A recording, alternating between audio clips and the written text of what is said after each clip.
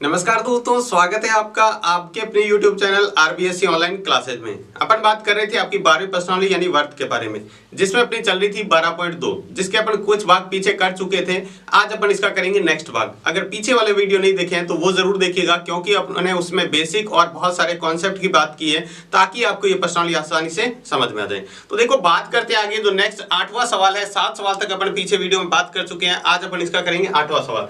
देखो, 8वें सवाल में अभी दिया हुआ है 10 सेंटीमीटर त्रिज्या के एक वर्त में दो समांतर जीवाओं की लंबाई 12 सेंटीमीटर और 16 सेंटीमीटर है, तो AB और CD के मध्य दूरी ज्ञात करनी है। यानी AB और CD दोनों समांतर रेखाओं के मध्य कितनी दूरी है।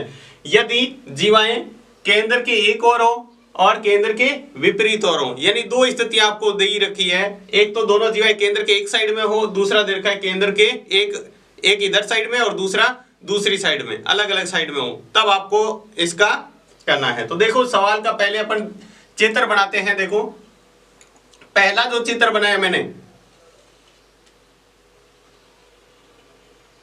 ये जो चित्र है जब एक ही साइड में हो, ये यहां केंद्र है। तो देखो, एक है, दो जीवाएं आपको दे रखी है, ठीक है। ये मान लेते हैं AB। ये नहीं दे रखा है कि कौन सी 10 है और कौन सी 12 है और कौन सी 16 है। तो AB को अपन मान लेते हैं 12 और ये है 16। अब यहां से क्या करेंगे, केंद्र से लंब डालेंगे। जैसे अपने पीछे 7वां सवाल किया था, सेम उसी की तरह है। ये है वर्ग का केंद्र O। अब मैंने क्या किया, इसको यहां से भी मिला दिया, और ये कौन सा बनेगा, केंद्र से जीवा पर डाला गया लंब। इसको दो बराबर भागों में बांटता है, इसको भी दो बराबर भागों में। यहां से भी अपन क्या करेंगे, इसको इस तरह मिला देंगे। इसको कह दिया M और ये हो गया N, ठीक है। अब अपने को क्या करना है, इसके बीच की दूरी ज्ञात करनी है, ठीक है। तो अपन इसको किस तरह से, देखो इसकी त्रिज्या दे रखी, ये क्या है, ये इसकी त्रिज्या है। देखो, केंद्र और परिधि को मिलाने वाली ये भी क्या है, त्रिज्या है। तो देखो, अपने को जो दे रखा है पहले वो लिख लेते हैं। दिया है AB बराबर 10 सेंटीमीटर, सॉरी 12 सेंटीमीटर, और CD बराबर 16 सेंटीमीटर, और AB समांतर है CD के। AB क्या है, समांतर है CD के। अब अपने को क्या है, अपने को ज्ञात करना है ये MN का मान। जो ज्ञात करना है वो आपको करना है,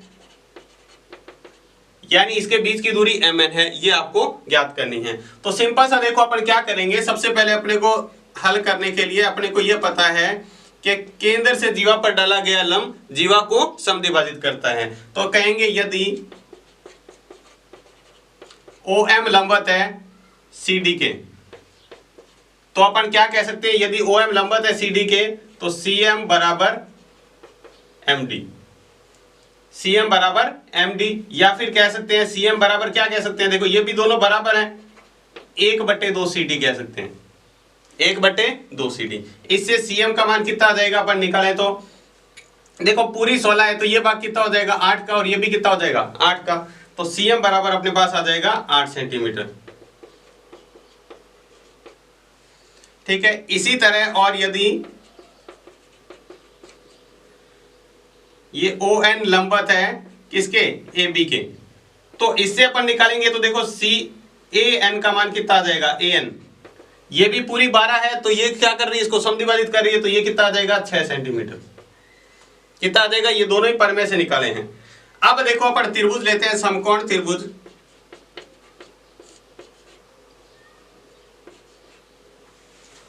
पहले ऊपर वाला लेते हैं, CMO में। कौन सा, CMO में। ये जो त्रिज्या है दोनों में 10 है, ध्यान रखना, 10 सेंटीमीटर दे रखी है।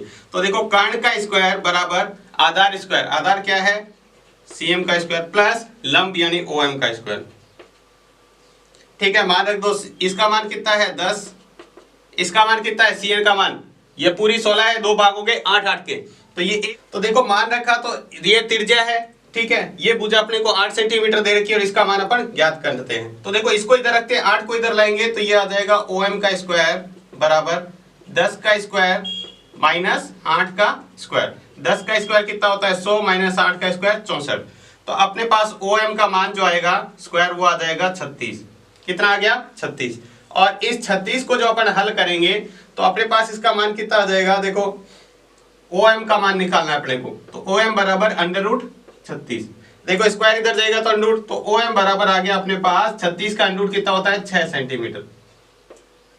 ठीक है, OM का मान कितना आ गया 6 सेंटीमीटर।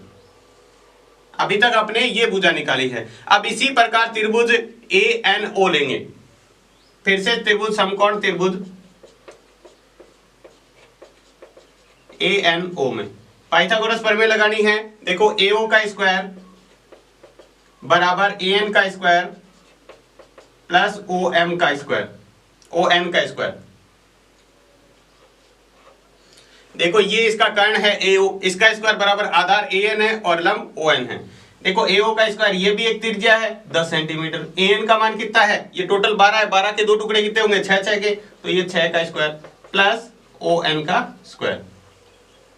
अब देखो इसका अपन आगे हल करते हैं, तो ये अपन ON का मान निकालते हैं, तो ON का स्क्वायर बराबर ये 6 का स्क्वायर आता है, इधर प्लस का इधर आएगा तो माइनस का, यानी 10 का स्क्वायर माइनस 6 का स्क्वायर। 10 का स्क्वायर कितना 100 माइनस 36 कितना आ गया 64। ON का स्क्वायर बराबर क्या आ गया 64। अपने को तो ON का मान निकालना है, तो ON कितना आ जाएगा √64, और √64 का मान कितना होता है 8 सेमी। कितना आ गया 8 सेंटीमीटर। अब देखो अपने को ये पूरी भुजा पता है और ये भुजा इतनी सी भी पता है, तो अपने को निकालना है MN का मान। तो MN का मान कैसे निकालेंगे, पूरी भुजा में से अगर ये भुजा घटा देते हैं तो देखो क्या आ जाएगा अपने पास MN का मान आ जाएगा।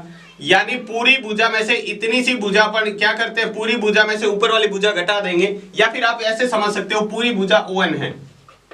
पूरी भुजा क्या है ON। ON के दो टुकड़े हैं, एक तो है OM, एक है MN। अब अपने को इससे MN का मान निकालना है। MN को इधर रखो, ON इधर पहले से पड़ा है, OM को इधर लाएंगे तो किसका माइनस का। अब मान रख के इसका निकाल दो, दोनों के मान रखे हुए अपने यहां पर OM व ON का मान रखने पर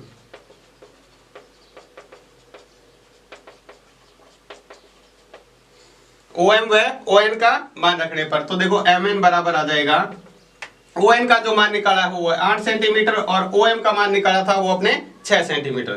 तो 8 में से 6 जाएगा तो MN बराबर आ जाएगा 2 सेमी। ये 2 सेमी जो आया है वो कब आया है, जब केंद्र के एक ही ओर हो, केंद्र के एक ही दिशा में हो, तब क्या आएगा ON बराबर ये आ जाएगा 2 सेंटीमीटर। यानी दोनों जो इस जीवाओं के बीच की दूरी है वो 2 सेंटीमीटर है। अब देखो इसका ये तो पहला भाग था क भाग, ठीक है। अब इसका देखते हैं दूसरे वाला भाग ख भाग। ख भाग का पहले चित्र बनाते हैं, ठीक है। तो चित्र बनाएंगे तो किस तरह से बनेगा, देखो इस तरह से, ये इसका केंद्र हो गया, ठीक है। एक जीवा यहां पर है और दूसरी जीवा यहां है। अब अपने को यहां से उसी तरह केंद्र से लंब डालना है। ये हो गया A B, ये O हो गया, ये C, ये D, ये M और ये N। फिर से इसको इसी तरह यहां से मिलाना है और इसको यहां से। तो त्रिभुज वही लेने हैं, वापस से आपको सवाल में वही त्रिभुज लेके और सवाल को इसी तरह हल करना है। इसी तरह हल करोगे ना तो यहां पर वापस से जो मान आएगा ना वो मान आएगा अपने पास, ठीक है, पुनः त्रिभुज CMO से। आपको जब सवाल में सिर्फ ये पूछे ना तो पूरा सवाल हल करना है। मैं यहां सीधा बता रहा हूं, CMO से सीधा मान निकाला है OM बराबर 6 सेंटीमीटर। इससे अपने निकाल लिया था OM बराबर 6 सेंटीमीटर, ठीक है। और त्रिभुज ANO से इससे अपने निकाला था ON का मान, तो ON कितना आया था 8 सेंटीमीटर। देखो सवाल में मान पूरा उसी तरह निकलेगा, अलग नहीं करना है। अब देखो अपने को क्या है MN का मान निकालना है, तो इस चित्र में देखो MN बराबर क्या होगा, MN बराबर होगा OM प्लस ON। MN का मान निकालना है तो ये भुजा और ये भुजा क्या करो जोड़ दो। अपने को दोनों ही मान निकाल रखे हैं, तो OM का मान कितना है, इसका OM का मान 6 है और ON का मान 8 है, तो जोड़ेंगे तो कितना आ जाएगा 14 सेंटीमीटर। कितना आ जाएगा 14 सेंटीमीटर।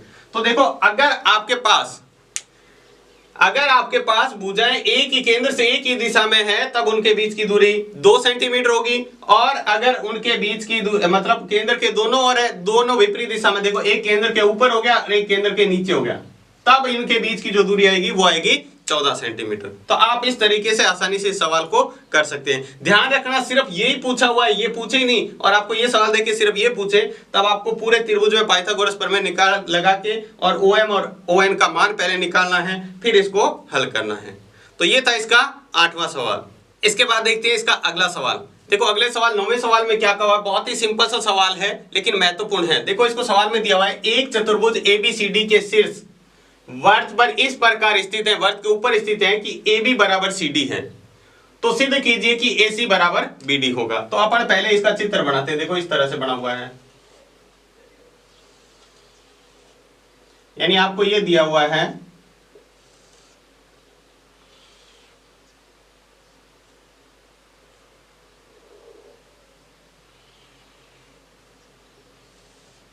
यानी ये दे रखा है, यहां वाला थे A, ये B, ये C और ये D, आपको इस तरह से दे रखा है।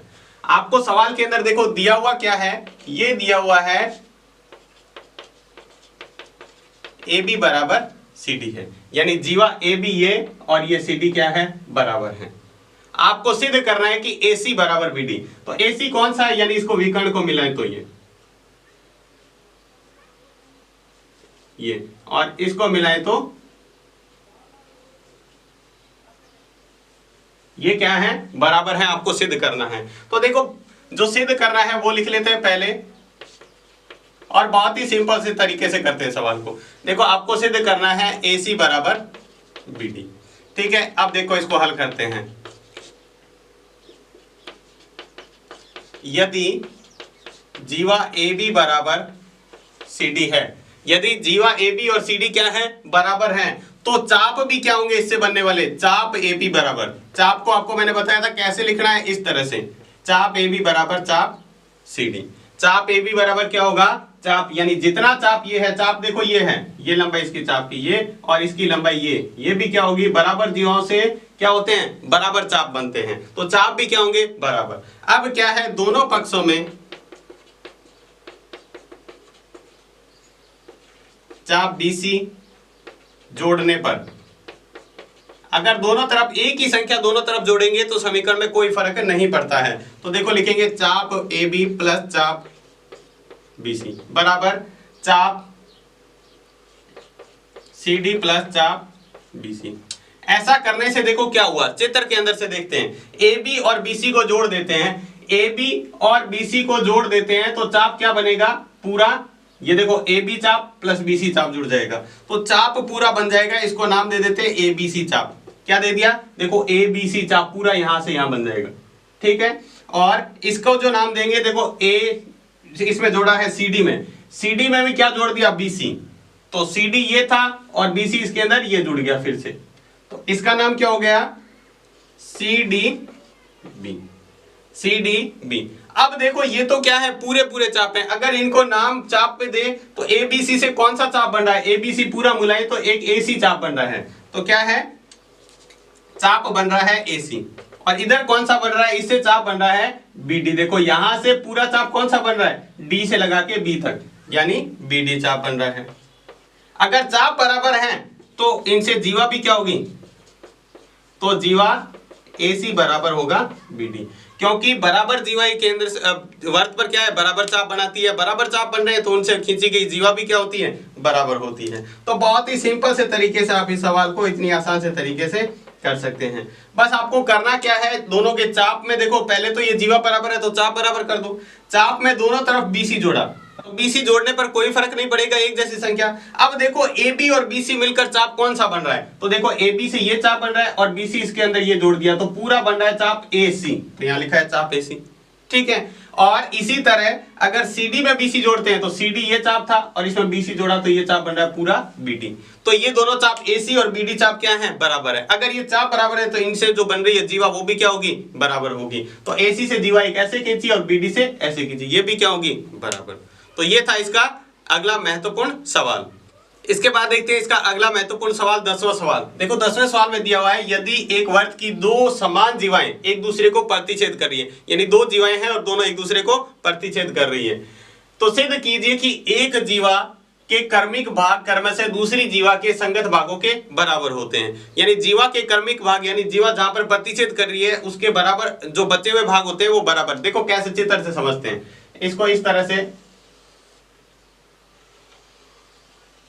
यानी एक वर्त हो गया, एक जीवा ये हो गई, दूसरी जीवा ये हो गई, ये एक दूसरे को प्रतिच्छेद कर रही है।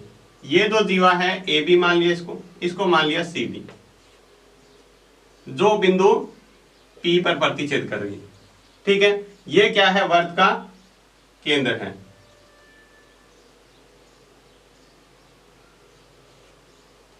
ये वर्त का केंद्र है ओ। ठीक है, आपको ये बात करना है कि ये जो सीपी है वो एपी के बराबर है और बीपी है वो डीपी के बराबर है। तो देखो जो अपने को दिया हुआ है पहले वो लिख लेते हैं। दिया है दो समान जीवाएं, यानी जीवा ए बी बराबर जीवा सी डी दिया हुआ है। ठीक है, आपको जो सिद्ध करना है वो ये सिद्ध करना है कि एक तो AP बराबर CP होगा, तथा ये जो ज्ञात करना है BP बराबर DP। दूसरा ये सिद्ध करना है BP बराबर DP, यानी ये भाग इसके बराबर और ये वाला भाग इसके बराबर होगा, ये सिद्ध करना है। ठीक है, तो देखो अपन इसको करते हैं। तो पहले अपन उसमें कुछ रचना करते हैं। रचना में क्या किया मैंने, इस O से सामने की भुजा CD पर लंब डाला ये, और इसी तरह इस O से मैंने AB पर भी लंब डाला। ठीक है, इसको कह दिया M और इसको कह दिया N। ठीक है, तो सबसे पहले OM लंबवत AB तथा ON लंबवत CD खींचा, तथा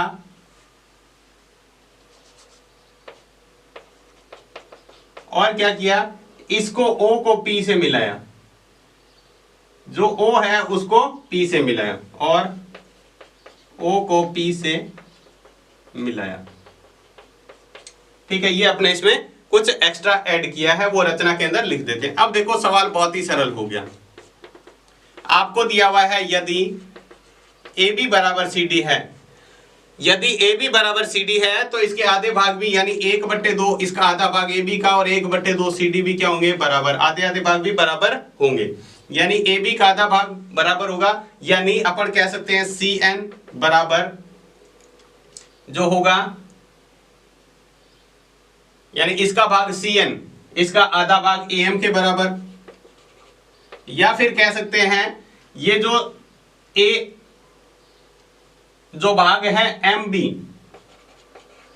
वो बराबर किसके होगा, ND के। देखो ये कहा है कि ये जो, अगर मान लो दोनों भुजा बराबर है, मान लो दोनों भुजा 10-10 सेंटीमीटर की है, तो इसका ये भाग 5 सेंटीमीटर, ये भी 5 इसके बराबर, ये जो भाग होगा ये भी 5 और ये भी 5 होगा, तो ये इसके बराबर। ठीक है, अब देखो जो इसके आधे भाग बराबर हैं, अब अपन कहते हैं क्योंकि अपने केंद्र से क्या है, लंब डाला है, तो केंद्र से डाला गया लंब क्या करता है, इसको दो बराबर भागों में बांटता है, इसलिए क्या है, दोनों भाग बराबर हो गए। अब देखो अपन त्रिभुज लेते हैं। एक तो त्रिभुज ये लिया है, देखो NOP और MOP, त्रिभुज NOP तथा त्रिभुज MOP में सबसे पहले तो होगा OM बराबर ON। क्यों बराबर होगा कि समान जीवाओं की केंद्र से दूरी भी क्या होती है, बराबर होती है। बराबर जीवाओं की केंद्र से दूरी बराबर। ठीक है, पहला तो ये हो गया। दूसरा देखो OP बराबर OP, उपेनिष्ठ भुजा है। देखो ये तो केंद्र से दूरी इसकी और इसकी बराबर, दूसरा बीच वाली भुजा उपेनिष्ठ, और तीसरा कह सकते हैं कोण M बराबर कोण N। ये भी कोण 90 डिग्री का, ये भी कोण। तो यहां पर एक कोण 90 डिग्री का, 90 डिग्री के सामने की भुजा कर्ण होती है। एक कर्ण और एक भुजा जब बराबर होती है तो दोनों त्रिभुज जो हैं MOP सर्वांग सम होगा त्रिभुज NOP के कौन से नियम से? RHS नियम। कौन से नियम से? RHS। उभयनिष्ठ लिख देंगे, ये उभयनिष्ठ भुजा है और ये कौन है? समकोण। पीछे लिखना है इसका कारण क्यों बराबर हुआ।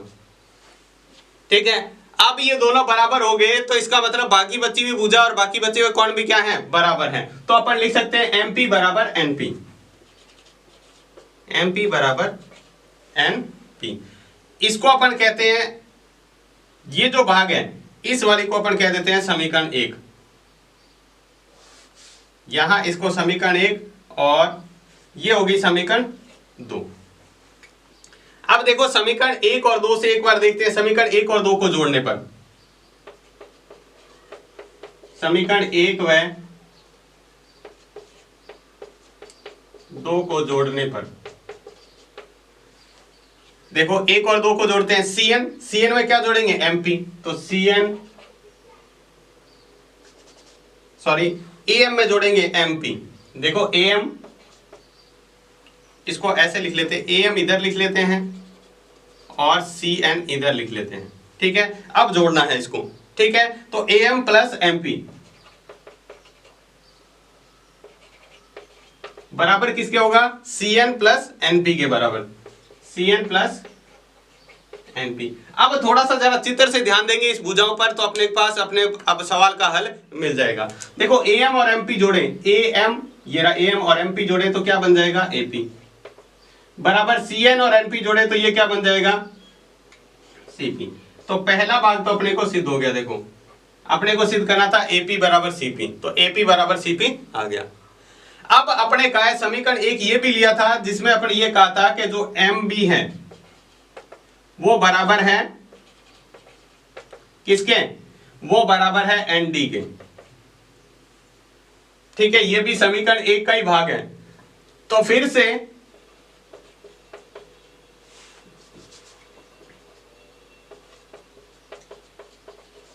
समीकरण 1 में से 2 घटाने पर,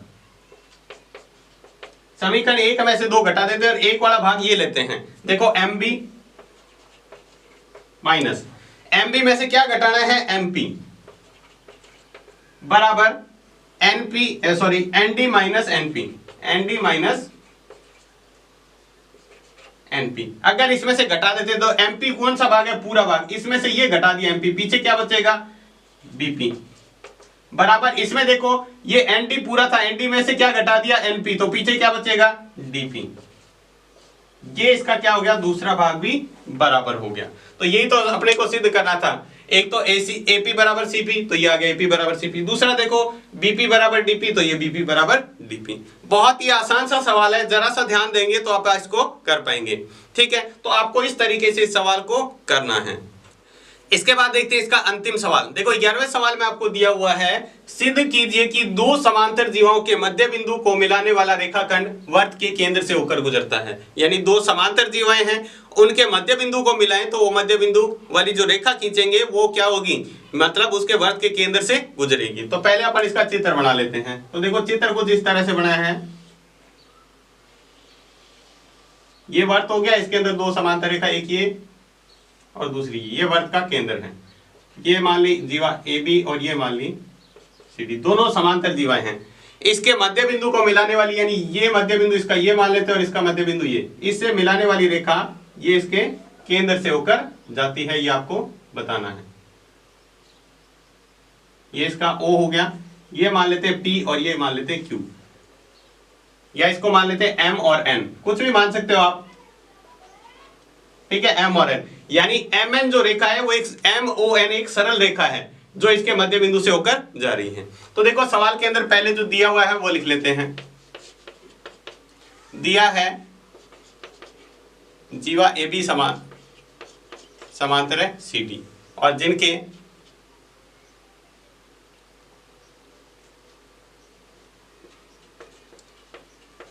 जिनके मध्य बिंदु M व N है। ठीक है, आपको सिद्ध करना है। अगर आप ये सिद्ध कर देते हो कि MON एक सरल रेखा है। सरल रेखा मतलब सीधी रेखा है, तो ये मतलब केंद्र से होकर जा रही है। अगर ये सरल रेखा है तो केंद्र से जा रही है और दोनों के मध्य बिंदु को भी मिला रही है। ठीक है, अपन इसकी करते हैं रचना। रचना में देखो क्या किया, OM लंबवत CD तथा ON लंबवत AB खींचा, यानी दोनों पर क्या है, लंब खींचे। अब देखो इसको हल करते हैं, तो यदि OM लंबवत है CD के, अगर ये लंबवत है तो इससे बनने वाला ये कोण भी क्या होगा, यहां से अगर ये माने ये कोण, ये इसके क्या होगा, 90 डिग्री का होगा। ठीक है, यहां से अपने को रचना के अंदर एक और लाइन खींचनी है। रचना के अंदर अपन क्या करेंगे, इसके समांतर एक और लाइन खींची, यहां से ये O है, ये XY एक और लाइन खींची है। ठीक है, तो यहां पर आप कहेंगे एक XY लाइन और खींचिए, तो रचना के अंदर लिख देते हैं XY समांतर AB समांतर CD खींची। ठीक है, ये भी अपने इसके लिए हल करने के लिए खींचा है। अब देखो तो ये जो कोण बनेगा ना, ये M जो कोण बन रहा है ये 90 डिग्री का होगा, यानी आप कह सकते हो DMO बराबर 90 डिग्री।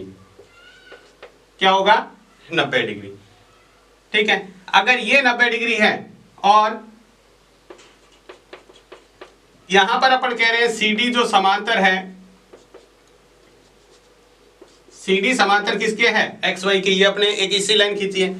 तो अगर दो समांतर रेखाओं, यहां थोड़ी सी बात समझेंगे, दो समांतर रेखाओं को एक तिरछी रेखा काटती है, तो ये एक तरफ वाले जो सम्मुख कोण होते हैं वो दोनों कोणों का योग होता है 180 डिग्री। हालांकि ये कोण और ये कोण ऐसे काटे तो ये तो होते हैं एकांतर कोण, ये तो बराबर होते हैं, लेकिन एक तरफ वाले जब कोण ले, ये कोण और ये कोण, तो इन दोनों का योग 180 होता है। तो अपन कह सकते हैं, तो कोण देखो एक तो बन रहा है M और ये है O, यानी DMO प्लस कोण कौन सा, MOY बराबर 180 डिग्री। बराबर कितना आ गया, 180। लेकिन DMO का तो अभी भी मान निकाला है 90 डिग्री, तो इसका मान आ गया 90 प्लस MOY बराबर 180। इससे अपन कोण MOY का मान निकाल सकते हैं, 180 माइनस 90, तो 180 में से जाएगा तो MOY बराबर आ जाएगा अपने पास 90 डिग्री। ये हो गई समीकरण 1। इसी प्रकार और हल करते हैं। देखो इसी प्रकार इधर भी यही नियम लगाते हैं, यहां पर ये कोण कितना होगा, ये भी 90 डिग्री होगा। ठीक है, इसी प्रकार जो ON है वो लंबवत है AB पर, तो इससे जो कोण बनेगा BNO, ये कितने डिग्री का होगा, 90 डिग्री का। अगर ये 90 डिग्री का है तो इन दोनों का योग कितना होगा, 180 डिग्री। तो लिखेंगे कोण BNO प्लस कोण ये क्या हो जाएगा, YON बराबर 180 डिग्री। इससे YON का मान आ जाएगा अपने पास, इसका मान कितना है, BON निकाला है 90 डिग्री बराबर 180 डिग्री। इससे अपने मान निकाल दिया YON का, जो आ जाएगा 180 माइनस 90। इधर 90 को लाएंगे तो माइनस का। अब देखो अगर YON निकालें तो YON कितना मान आ गया, 90 डिग्री। ये हो गई समीकरण 2। अब समीकरण 1 और 2 को जोड़ देते हैं।